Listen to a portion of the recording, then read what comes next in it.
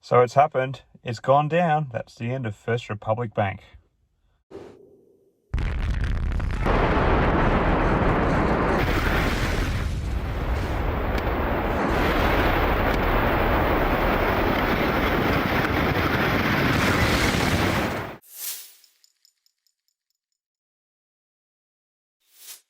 Hi again, everyone. I hope you're all doing well. So, First Republic Bank has been seized by regulators and sold to JPMorgan Chase, which is something we've been speculating on here about recently. Let me start by summarising what's just happened. So, First Republic Bank, based in San Francisco, was the second largest bank to fail in US history, with some $233 billion in assets at the end of the first quarter.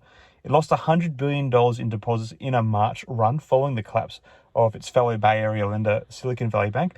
After struggling for weeks, First Republic was seized by regulators who struck a deal to sell the bulk of its operations to JPMorgan Chase & Co., which agreed to assume all of First Republic's $92 billion in deposits, insured and uninsured.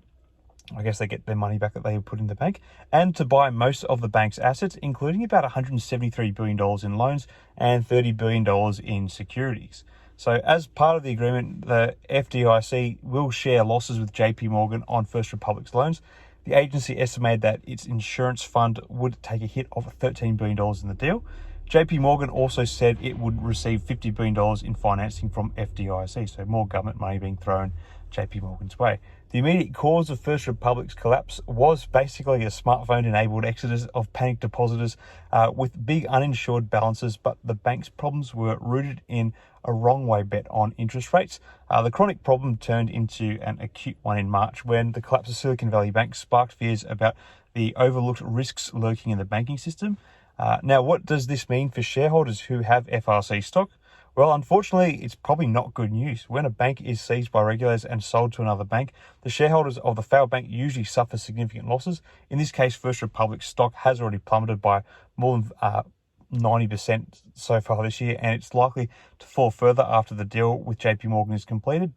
One of the reasons for this is that when a bank fails, the shareholders are usually the last to get paid. The FDIC, which insures bank deposits, has to pay off depositors first, and then it recovers as much money as possible by selling the failed bank's assets. Whatever is left over will go to shareholders, but often there is little or nothing left. So in the case of First Republic, JPMorgan is buying most of the bank's assets, so there may not be much left for the shareholders. Moreover, the FDIC estimated that its insurance fund would take a hit of about $13 billion in the deal, which means that taxpayers are also on the hook for some of the losses. Of course, this is not the first time shareholders of a failed bank have suffered losses. It happened during the 2008 financial crisis, and it has happened a few times more recently. The lesson for investors is that banks can still be risky investments, I guess, especially if they take on too much leverage or make bad bets on interest rates or other factors. So in conclusion, the seizure of First Republic Bank and its sale to JPMorgan is a stark reminder of the risks that banks face and the potential losses that shareholders can suffer when a bank fails. While JPMorgan's takeover of First Republic's operations may help prevent a broader crisis, it's unlikely to provide much comfort to those who own FRC stock. Now, this was one of the banks that's obviously really heavily in the spotlight. So it makes me wonder, do you guys reckon there's any other banks that are at risk right now of falling down? Or will this perhaps be the end of the bank failures throughout all this banking crisis?